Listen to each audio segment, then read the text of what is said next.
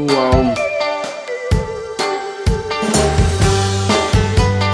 Ano pa po kabalen? Kumusta kayo po? My name is Louie and welcome to Where in Pampanga, where we help businesses promote their products and services to our Where in Pampanga community.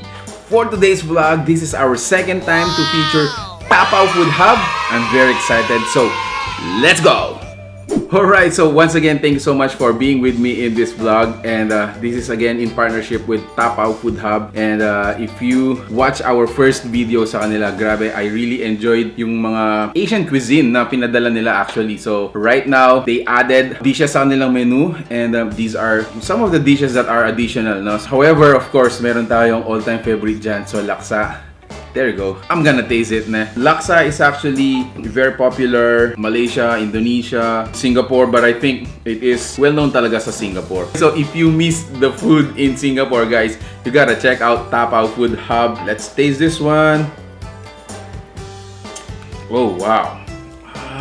Grabe. You know what? There's that certain flavor na talagang namimiss ko sa laksa. So you have your, if I'm not mistaken, these are rice noodles. So you have your shrimp. It also has rice cake. And then meron tayong ano dito, boiled egg. What's really got me interested sa laksa is again yung soup. No? So ang sarap ng soup. Oh, wow! Wow. Right, so another dish coming from that side of our planet, no? So this is their chicken rice.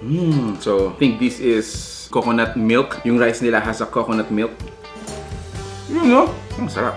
So let me get a slice of this chicken. Grabe, ang sarap. In all honesty, pwede mo akong iwanan sa Malaysia, sa Singapore, and then I could just, you know, eat everyday mga pagkain nila. I wanna move on dito sa nilang pad thai. Again, for sure you have heard this sa mga Thailand cuisine. So you have your flat noodles, meron din tayong bean sprouts, we have some meat, I believe these are chicken. And then on top you have your prawns, some tofu, and a slice of lemon. Ooh. So normally you mix this up, no?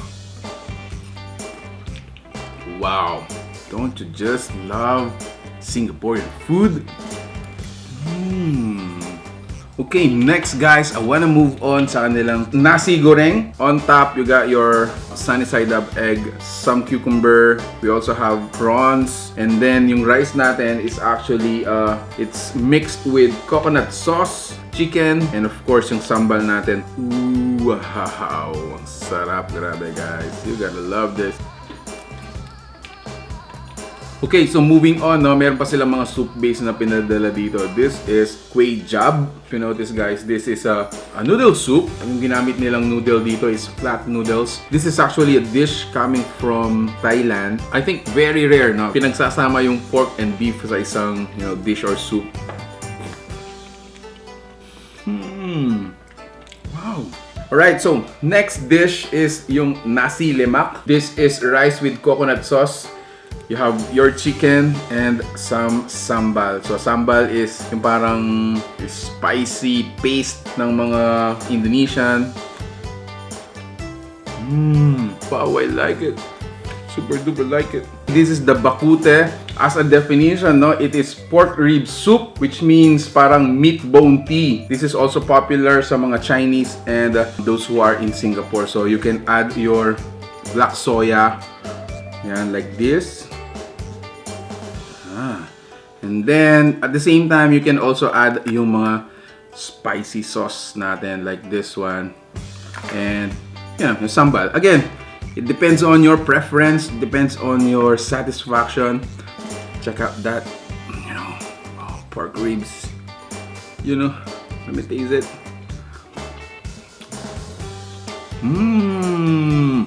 So out of this country, guys. Soup. So guys, lastly, this is their spicy Thai mango salad. Grabe, I'm gonna taste this one. But before I taste this, guys, if you like the food you saw in this video, please give it a thumbs up, share it with your friends. Kung namimiss mo na yung mga Singaporean food, mga Malaysian food that hindi ka makatravel, you gotta try TAPAO Food Hub. Thank you so much for watching Where in Pampanga. I'm gonna see you in the next video. Peace! Bye-bye!